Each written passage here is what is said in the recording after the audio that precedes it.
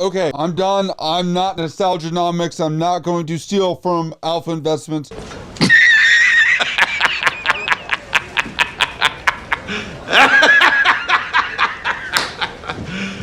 Are you serious? But these issues just seem to line up a little too much between Alpha Investments, Rudy, and PokeNE Brian, as maybe there's a little riffraff going on. I'm not really sure if this is intentional or not, but I'm just kind of picking up some kind of friction here.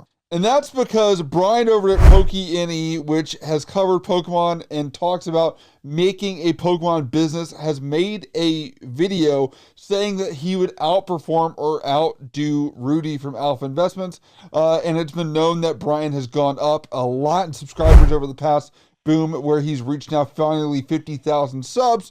But just watch this clip right here. Do what other people are not doing, and you do that for long enough, you will probably win. That's kind of the mantra that I've been living by in the Pokemon card business world, and it's the mantra a lot of investors and other business owners have been living by too. There are two results that can come from living from that mantra. Result number one, you go bankrupt and move back in with your parents. Result number two, you become the next Rudy from Alpha Investments. And so far, I'm on the way to Rudy, but I love my mom and dad, so if it goes the other way, I'm good with that too. Now, because of that and his projection talking about the monetary gains he's making from selling things, there were a lot of people on the top comments, including Alex XCXN7MW, whatever the fuck is going on there. Rudy is on another level. Catching up to him is impossible. And someone below that says, did you name God Rudy as clickbait? Very bad, Timmy. I'm just going to say, Rudy has been known for his infamous takes on Magic the Gathering Pokemon that was known to be sealed in his bathroom for years on end. And whatever physical niche hobby seems to be around, including even old, like 18th century artwork. But I will tell you, oftentimes this is kind of shrouded in this character of mystery and the lore of knowing social patterns and psychological aspects of the human brain when it comes to collectibles. That's why people follow him. Now, in a recent video, he has made a topic saying why he will not buy Japanese Pokemon cards, which is interesting. And that's because if you look at Brian's account on YouTube, he is essentially always talking about investing in Japanese, diversification, and things like that. But this is just what I want. So, I want to address a couple little comments today in the poking your mom world. And that is, just remember, folks, when the market's really strong, everyone behaves a certain way. When the market is off the chart red hot, like it is now, you're going to see everybody kind of start to go to backup plans, last resorts. Everyone's going to start trying to do their little Patreon things. Everyone's going to do the wholesales. And you're going to start seeing all these new businesses and little Rudies. I like that. Lil Rudy. Not little. Lil Rudy. Lil Rudy. You're going to see, you're going to start to see interesting things. And then you'll start to see a lot of American sellers selling Japanese Pokemon. And you all keep asking me, Rudy, are you going to expand into Japanese Pokemon? As you can see here, he's talking about investing and moving capital into that and kind of sharing that, which I think is an indirect way of saying to Brian, I would not put money in Japanese Pokemon, and the difficulties that can be with that as far as the hype and how the market does go up and go down and how it's secondary. But on top of that, he does give some thoughts on it as to why those are his thoughts. You're going to start to see stores need to have product on their shelves. So usually they're going to start to go to the next best thing. Now, in normal market conditions, Japanese Pokemon doesn't sell that well. In this market, yeah, non-English sealed product actually sells. The market will eventually turn. When the market turns, the items that fall the hardest are non-English sealed product. They don't perform the same as their English counterparts.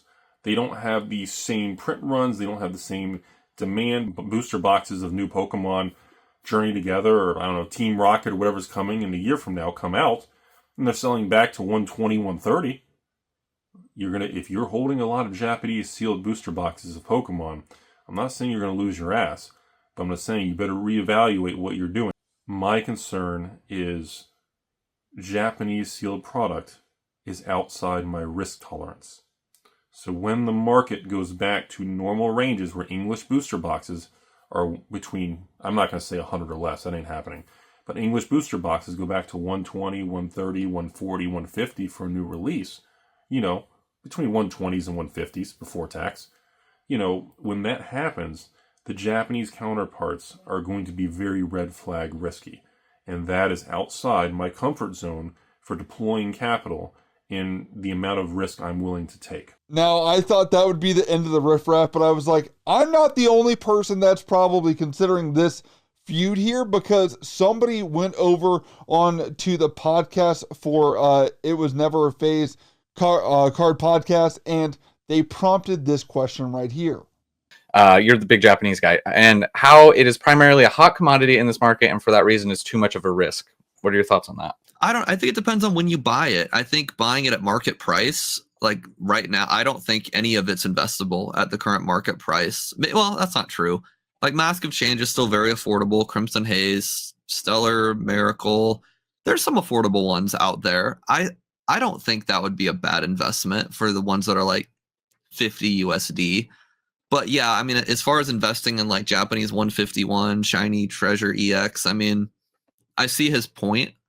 But at the same time, we've been through a market like this very similar, 3 years ago. And if you would have invested in all those sets, you'd be very, very, very well off right now. So I don't know. I think it's definitely more volatile. I always tell people with 151, Japanese 151, every time they announce a reprint, that's when the price tanks, because supply and demand doesn't exist anymore, because it's such a with 151 Japanese, supply and demand, like that law doesn't apply, because the system itself is broken, because there's no one knows how many are actually out there except for me, where I know that these Japanese suppliers are holding literally hundreds and hundreds of cases. My supplier themselves has a wall from like side to side, probably 15, 20 feet, floor to ceiling, 3 cases deep.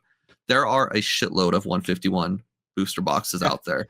So the concept of supply and demand, it doesn't actually apply here, because it's so everything's so manipulated. So as you can see, there is a lot of like kind of indirect talking, I think, going on between these two. And I don't know if there is a relationship outside of YouTube, but I feel like Rudy likes to hold that leverage of the tier of higher than some other people, because obviously he has positions that are bigger than other collectors, or I should say store owners or whatever, because I don't really know how much they're doing. And on top of that, I will tell you that people were stealing moves of Rudy's by like having Patreon sales or email sales, which by the way, Brian did on PokeNE during the Journey Together stuff, and kind of doing that move as well. So I don't know if this is kind of like a butting heads thing, or if this is just like the imitation is the greatest form of flattery type of thing.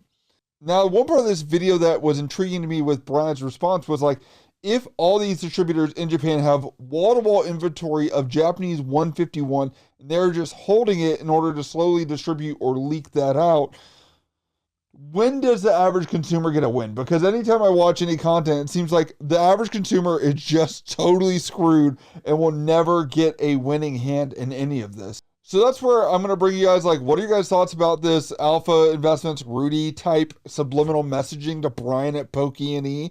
Do you think that this is some kind of feud, or maybe people like me and other people that are prompting these questions, or maybe just reading into it, maybe just a little bit too much? I'd love to hear your thoughts. And who do you like better? Do you like Brian from PokeNE or Alpha Investments with Rudy? Let me know down in the comments below.